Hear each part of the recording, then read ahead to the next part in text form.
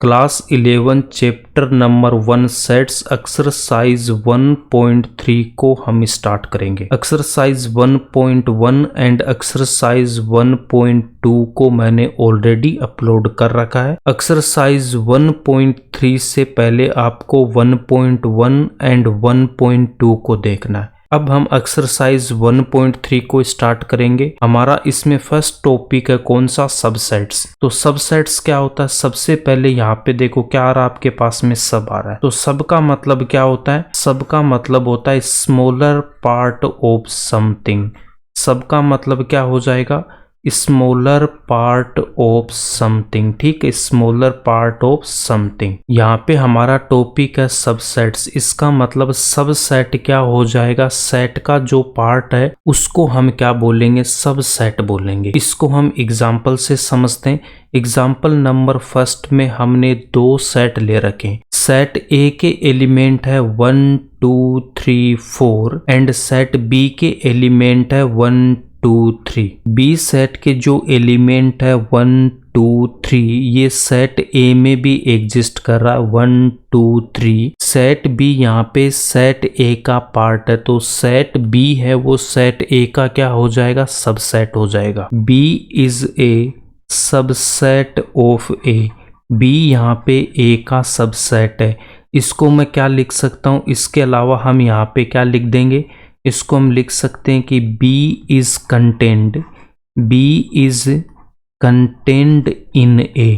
तो इसका मतलब B है वो A का सबसेट है। सेट B सेट A का सबसेट है। इसको मैं यहाँ पे क्या लिख दूंगा, B है वो A का सबसेट है। तो ये सबसेट का सिंबल होता है। यहाँ पे ये जो C जैसा सिंबल बना हुआ है इसको हम क्या बोलते हैं, सबसेट। ये किसका सिंबल है, ये सबसेट का सिंबल है। B is a subset of A। तो यहाँ पे ये जो इज ए सबसेट ऑफ है इसको हमने यहाँ पे इस सिंबल से डिनोट कर रखा है। तो इसका मतलब हमारे पास क्या होता है, ये सबसेट का सिंबल है। तो ये आपको ध्यान में रखना है कि अगर B है वो A का पार्ट है तो B है वो A का यहाँ पे सबसेट हो जाएगा। सेट A के पास एक एलिमेंट एक्स्ट्रा आ रहा है 4। 4 सेट A में बिलोंग कर रहा है बट सेट B में नहीं है। इसका मतलब सेट A है, इसके पास एक एक्स्ट्रा एलिमेंट है 4। तो यहाँ पे जो सेट A है वो सेट B का क्या हो जाएगा, सुपर सेट हो जाएगा। और सुपर सेट का जो सिंबल है वो इस तरह से बनेगा, सब सेट का उल्टा बनेगा।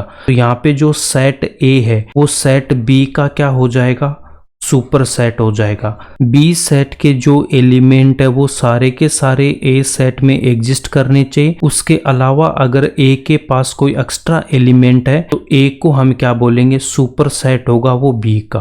तो सबसेट क्या होता है, सबसेट के लिए हमें क्या देखना है कि जो बी के पास एलिमेंट है वो अगर ए के पास भी है, बी के पास जो एलिमेंट है अगर वो ए के पास भी है तो B है वो A का सबसेट हो जाएगा। B के पास जो एलिमेंट्स है वो सारे के सारे A के पास भी है, तो B यहाँ पे A का क्या हो जाएगा, सबसेट हो जाएगा। एंड सेट A के पास यहाँ पे एक एक्स्ट्रा एलिमेंट आ रहा 4, तो सेट A यहाँ पे क्या हो जाएगा, B का सुपर सेट हो जाएगा। एग्जाम्पल नंबर 2 में दो सेट गिवन है। A सेट का एलिमेंट है 1 3, B सेट के एलिमेंट है 1 3 5। A सेट के पास जो एलिमेंट्स है 1 3 वो सेट B में भी एग्जिस्ट कर रहे हैं 1 3। इसका मतलब सेट A है वो सेट B का पार्ट है। तो यहाँ पे जो सेट A है वो सेट B का क्या हो जाएगा, सबसेट हो जाएगा।